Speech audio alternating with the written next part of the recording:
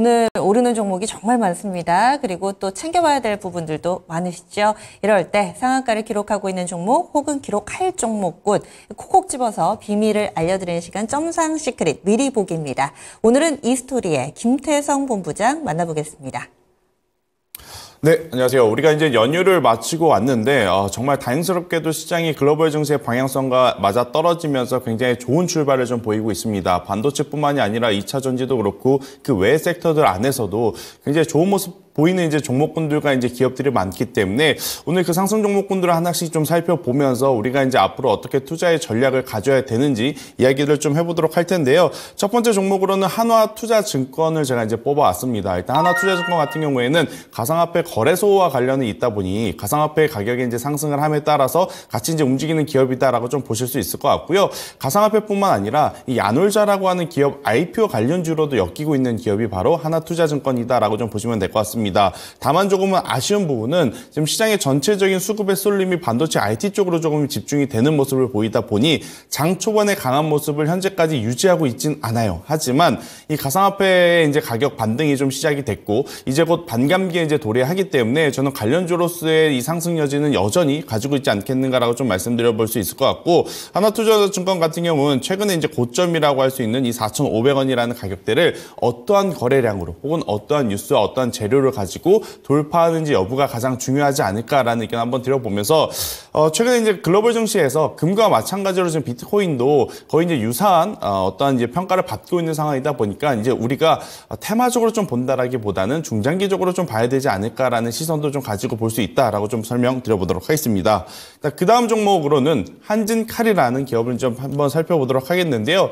오늘 이제 두 가지 기업이 이제 편입이 됐죠. 에코프로 머티와 이제 한진칼이 이제 편입이 되면서 한진칼 같은 경우에는 지금 장 초반에 굉장히 또 강한 모습을 보였다가 이 기업도 마찬가지로 반도체 IT 쪽으로 이제 수급이 좀 뺏기다 보니 윗꼬리가 달리는 모습을 좀 보였습니다. 일단 다만 우리가 이 기업을 좀 계속해서 좀 봐야 되는 이유는 뭐냐면 최근 항공산업에 대한 여러 가지 빅 이벤트들이 좀 많았죠. 일단 그런 이벤트들을 차치하더라도 굉장히 좋은 실적을 좀 내포하고 있고 전체적으로 지금 이 물류 쪽에 대한 기대감도 굉장히 높아져 있는 상황. 그리고 이제 무엇보다 지정학적 리스크가 있음에도 불구하고 유가의 가격이 굉장히 안정화되어 있다는 부분이 저는 이 기업을 이번 이슈뿐 아니라 중장기적으로 좀 우리가 봐야 되는 기업으로 좀 봐야 되지 않겠는가라는 의견을 한번 드려보면서 한진칼 상승분을 이제 반납한 부분이 굉장히 아쉽긴 하나 우리가 이제 조정 시에 조금은 더 관심 있게 추적 관찰할 필요 있는 기업이다라고 설명 한번 드려보도록 하겠습니다.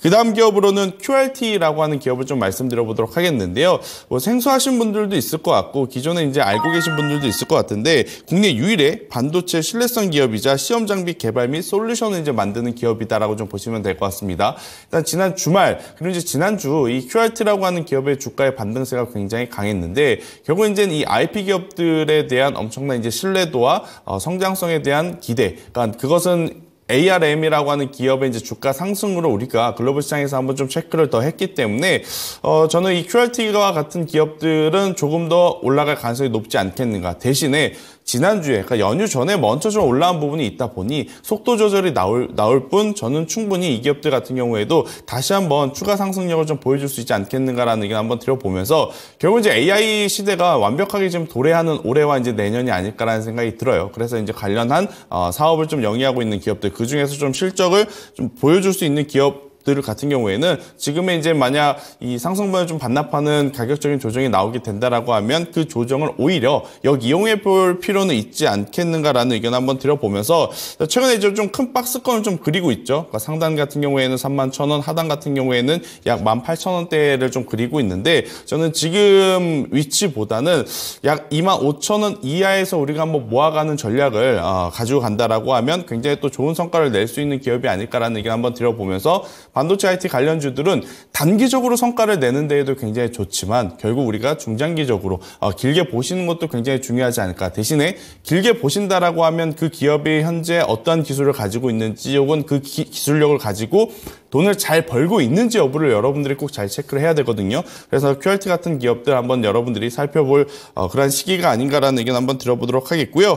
그 다음 기업으로는 제가 이제 엔캠이라는 기업을 좀 말씀드려 보도록 하겠습니다. 일단 엔캠 같은 경우에는 참 이게 끝이 어딘지 모를 정도로 지금 굉장히 강한 모습을 좀 보이고 있어요. 일단 전액 같은 경우에는 아무래도 이제 이 유통기한이 좀 짧다 보니 우리나라에서 만들어서 보낼 수 없다. 그렇기 때문에 미국에서 현지 생산을 해서 공급을 해야 된다라는 이슈로 가장 이 IRA 법안에 이제 큰 수혜를 받을 수 있는 기업으로 좀 분류가 되면서 사실 이제 이 공매도가 지금 진행되고 있지 못한 시장에서 쇼스퀴즈가 연상이 될 만큼의 지금 강한 시세를 좀 나타낼 만큼 지금 수급이 붙고 있는 상황이다 보니까 계속해서 좀 관심을 좀 가져야 되는데 문제는 기존의 보유자분들은 당연히 지금 수익을 좀 즐기고 계시겠죠.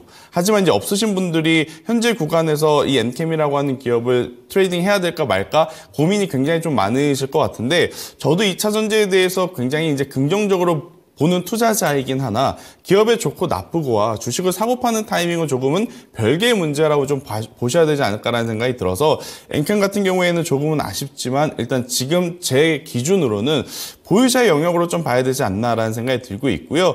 그럼 보유하고 계신 분들 같은 경우에는 어느 가격대에서 이제 대응을 하시는 게 좋을 것 같냐? 일단 저는 시세가 지금 현재 24만 6천 원, 25만 원대 왔다 갔다 하고 있는데 23만 원대 위에서 계속 이제 이어진다라고 하면 저는 들고 가도 된다. 하지만 23만 원이라는 가격대 밑으로 내려오게 된다라고 하면 그때는 보유하고 계신 분들도 일정 부분 좀 수익을 챙기셔야 되지 않을까라는 의견을 한번 조심스럽게 드려보도록 하겠습니다. 자, 그 다음 종목으로는 MDS 테크를 좀 말씀드려보도록 하겠는데요.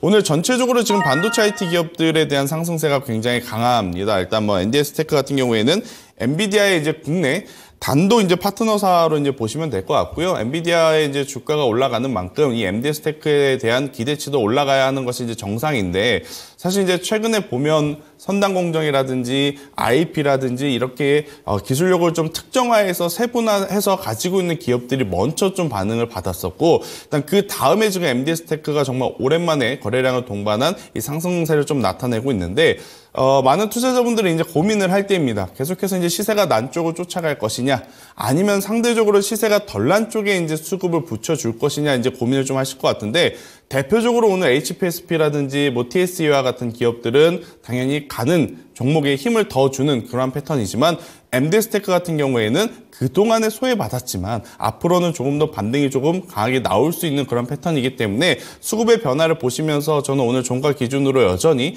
플러스권을 유지하고 있다라고 하면 MDS 테크 또한 우리가 꼭 보셔도 괜찮다라고 좀 말씀드려보도록 하겠고요. 제가 이제 중간에 기업 하나를 좀 빼먹었는데 자람 테크놀로지라고 하는 기업도 지금 굉장히 좋은 모습을 좀 보이고 있습니다. 그러니까 자람 테크놀로지, 뭐 에직랜드, 지금 오픈엣지 테크놀로지, 뭐 전체적으로 이 ARM이 상승을 하면서 IP 기업들에 대한 시장의 관심도가 높기 때문에 이들 기업이 지금 반응을 받고 있다라고 좀 보시면 될 것 같은데 지금 시장의 난이도가 쉬운 듯 하면서 어렵다라고 저는 좀 느껴지거든요. 왜냐하면 수급의 이동 속도가 개인 투자자분들이 지금 따라잡기에 너무 빠르게 A 종목에서 B로, B 종목에서 C로, C 종목에서 D로 움직이는 모습들이 좀 연출이 되고 있어서 이 자람 테크놀로지도 마찬가지입니다. 오전에 굉장히 강한 모습을 보였지만 지금 윗꼬리를 달리면서 이 상승분을 좀 반납하고 있는 상황. 결국 이제 가는 힘을 조금은 더 이제 체크를 하시면서 이쪽도 이제 계속 유심히 좀 봐야 되지 않을까라는 얘기 한번 들어보며 일단 오늘 제가 말씀드린 종목군들 중에서는 결국 이제 그동안에 소외받았지만 다시 수급이 돌아오는 쪽이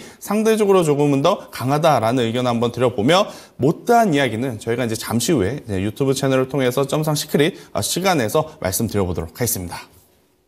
네, 깔끔하게 급등 종목군들 재료들을 알아봤는데요. 이제 접근하는 방법이라든지 그리고 지금 나오지 않았던 종목군들 앞으로 강한 움직임을 나타낼 종목군들을 유튜브 토마토증권통 점상 시크릿에서 알려드린다고 하니까 궁금하신 분들은 많은 참여 바라겠습니다. 오늘장 9시 구간 무난하게 흘러갑니다. 남은 시간도 성우 투자하시고요. 지금까지 다양한 투자 판단에 대한 도움 말씀드렸고 종목의 상승 하락을 보장하지는 않습니다. 함께해 주신 여러분 고맙습니다.